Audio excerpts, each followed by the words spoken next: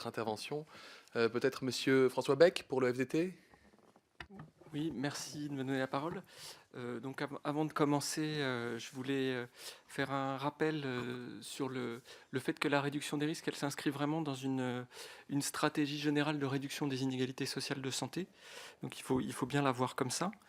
Et qu'elle cherche aussi à resituer la place de l'usager et ce que l'usager peut apporter aussi à la réflexion qu'on peut avoir autour de ces questions d'usage de drogue. Donc moi je vous parlerai de ce que l'OFDT peut apporter sur ces questions-là, notamment quelle est la représentation de la population française sur les grandes questions de la réduction des risques. C'est important puisqu'on a vu voilà, l'acceptabilité des différents outils est un point crucial. Et puis je dirais un mot aussi de ce qu'on peut tirer des expériences étrangères, en particulier les plus récentes, en complément de ce que Patricia Carrieri pourra dire sur l'expertise collective. Donc ce qu'on peut tirer de nos enquêtes, c'est qu'une majorité des Français adhèrent à une idée fondamentale de la réduction des risques, c'est l'idée qu'il n'est pas possible d'arriver à ce que personne ne se drogue. Donc à partir de ce moment-là, il faut être dans une stratégie de réduction des dommages. Donc ça, c'est une idée qui est assez fortement implantée dans la population. Et une autre idée fondamentale, avec laquelle 83% de la population est d'accord, c'est l'idée d'informer les usagers de drogue sur la manière la moins dangereuse de consommer les drogues afin de diminuer les risques pour la santé. Donc 83% de la population est d'accord avec cette idée. Donc on se situe dans un contexte qui est favorable à l'implantation des outils de réduction des risques. Pour ce qui concerne un sujet qui est plus d'actualité, donc la salle de consommation à moindre risque, on a observé dans nos enquêtes que 58% des Français sont favorables à de tels outils. La question est bien de savoir le sens de l'implantation de ce type de salle d'injection supervisée. Et donc la manière dont on a posé la question dans l'enquête, c'est celle-ci. Certains proposent de mettre des locaux et du matériel propre à disposition des consommateurs d'héroïne pour qu'ils puissent s'injecter hors de l'espace public pour prévenir les risques d'overdose et limiter la propagation du sida. Donc quand on pose la question comme ça, on a une majorité de la population qui est favorable avec cette proposition. Ce qu'on peut préciser, c'est que évidemment, ce n'est pas complètement homogène dans la population. Et si les hommes et les femmes se retrouvent autour de cette idée, il y a une évolution avec l'âge. Donc parmi les plus jeunes, on est un peu moins favorable. Et puis après, au fur et à mesure qu'on augmente en âge, on est de moins en moins favorable avec cette proposition. Encore une fois, avec une majorité de la population qui est favorable. Donc, pour être très clair, les tout jeunes, c'est-à-dire en gros les 15-20 ans, sont plutôt moins favorables. Et puis après, au-delà de 50 ans, on est plutôt moins favorable. Ça veut dire qu'en gros, entre 20 et 50, c'est là où se situent les gens les plus favorables avec cette idée-là. Il y a un lien aussi avec le niveau d'études. En gros, plus le niveau d'études est élevé, plus l'acceptabilité est forte autour de ces questions. Un mot maintenant de l'efficacité des programmes de réduction des risques. Donc Patricia Carrieri parlera tout à l'heure de l'expertise collective. J'en dirai un mot dans ma présentation également. La littérature est très abondante sur l'efficacité des programmes et les plus grands résultats qu'on a pu observer au cours des années 90, c'est la baisse de la prévalence du VIH qui a été extrêmement forte sur cette période-là, qui est aussi un peu à l'initiation de cette politique de réduction des risques. Et puis sur les virus des hépatites, c'est plus compliqué, mais on a observé aussi une baisse, notamment grâce à la mise en place des traitements de substitution aux opiacés.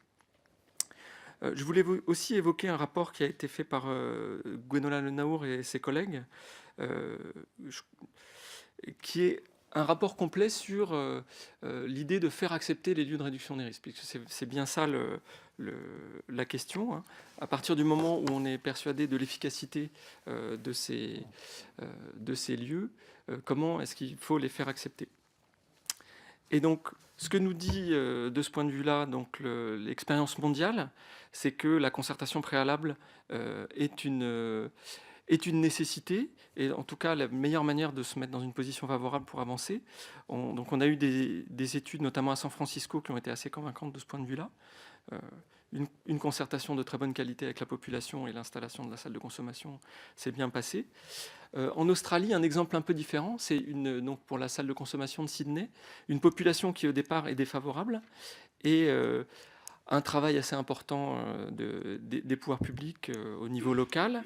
Et puis au final, des enquêtes d'opinion qui montrent que une fois que la salle a été installée, le gain aussi pour la population, pour les riverains, a été sensible. Donc l'acceptabilité s'est faite avec l'installation de la salle de consommation. Dans pratiquement toutes les études, on observe que toute la stratégie de régulation et l'explicitation de cette stratégie est fondamentale au moment de la mise en place des salles d'injection supervisées. Et puis, la littérature nous montre aussi un élément d'une autre nature, mais qui a aussi son importance, c'est l'argument du coût-efficacité. Et là-dessus, alors là, c'est plus pour les programmes d'échange de seringues, mais il y a de nombreuses études qui ont été faites dans des contextes assez différents, en Australie, au Canada notamment, qui montrent que à moyen terme, c'est une stratégie qui est coût-efficace. Si je rentre un petit peu dans le détail d'expériences récentes, et puis aussi de la première expérience notable d'implantation, qui est l'expérience Insight de Vancouver, qui a démarré en 2003, donc dans un contexte assez difficile, avec donc une installation d'une salle de consommation à moindre risque dans un quartier particulièrement touché par les usages de drogue par voie injectable. Donc, qu'est-ce qu'on a pu tirer de cette expérience qui présente un grand intérêt, c'est qu'elle a été évaluée par des équipes de recherche de très haut niveau et que ça a donné lieu à des publications dans les meilleures revues mondiales. Donc, ce que nous donne cette expérience, c'est qu'à partir du moment où on propose une atmosphère de sérénité globale autour de la salle, et en particulier pour les populations auxquelles la salle s'adresse, donc les populations les plus précarisées, le fonctionnement est bon.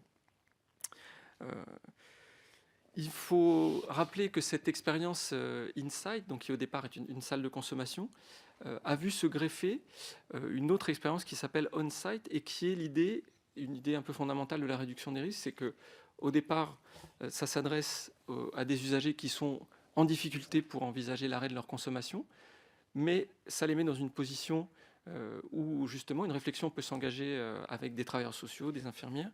Et donc, une seconde structure s'est greffée pour ceux des usagers qui envisageaient d'abandonner l'injection et éventuellement d'abandonner également le sevrage.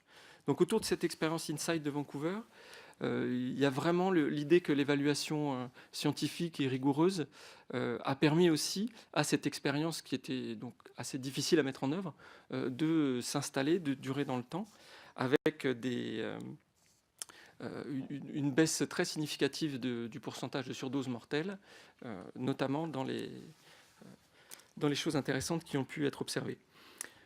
Donc, plusieurs expériences plus récentes et qui n'ont pas forcément été évaluées avec autant de finesse peuvent également être soulignées.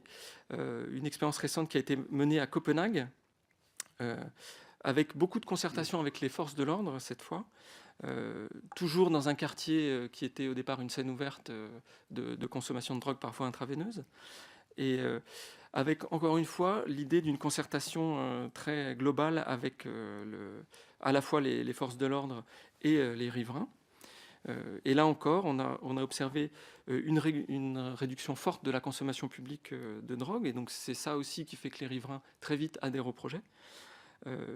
Globalement, la création d'un environnement de consommation plus sûr, et puis surtout pas d'augmentation de la consommation. Là, pratiquement toutes les expériences mondiales montrent assez clairement que ce n'est pas associé à une augmentation de la consommation. En revanche, c'est associé à une augmentation de l'accès des individus les plus précarisés à des services sociaux, des services de soins, à des accès au logement.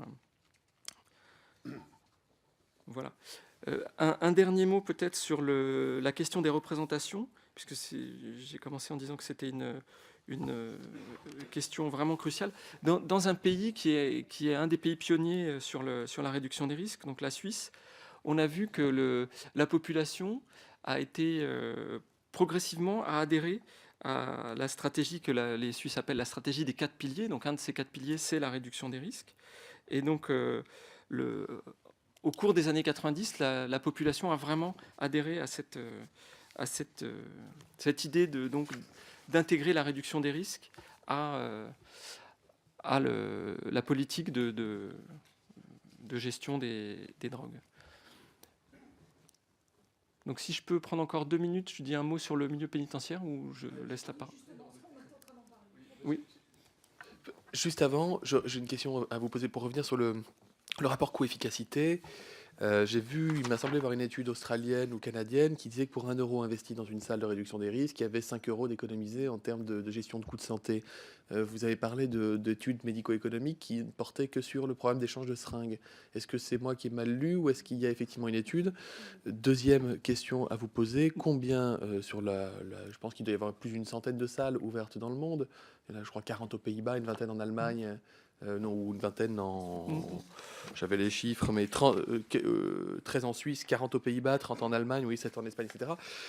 Combien d'overdoses mortelles ont eu lieu, ont été enregistrées dans une salle dans le monde? J'ai lu dans un document récemment qu'il n'y en avait jamais eu. Est-ce que vous le confirmez? Il n'y en a jamais eu. Il y a eu de nombreuses overdoses, mais aucune mortelle.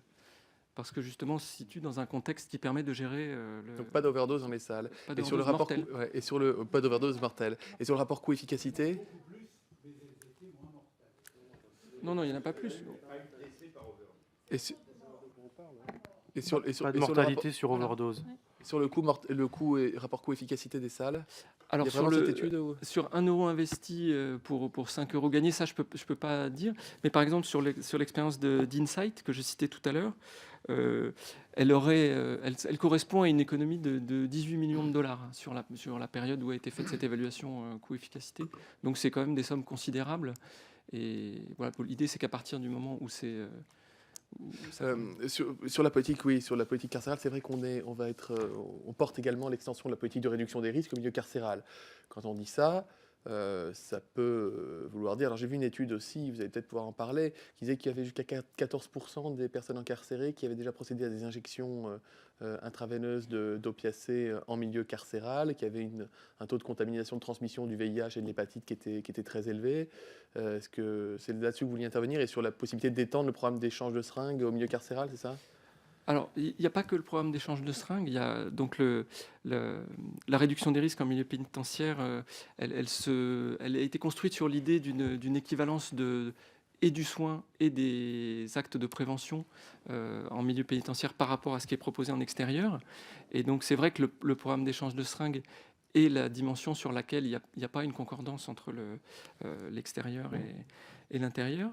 Donc ce qu'on peut noter, c'est qu'il y a une facilitation de l'accès au TSO en prison, mais qu'il y a une certaine limitation. C'est un peu dépendant de l'établissement. Et donc, par exemple, le choix du traitement ne va pas être quelque chose de toujours forcément simple à gérer avec les usagers. Or, on sait que voilà, ils ne sont pas tous aussi réceptifs à la buprenorphine, à la méthadone. Donc, c'est des choses qui sont éventuellement à améliorer. Les préservatifs masculins sont disponibles partout. En revanche, les préservatifs féminins, c'est nettement moins le cas.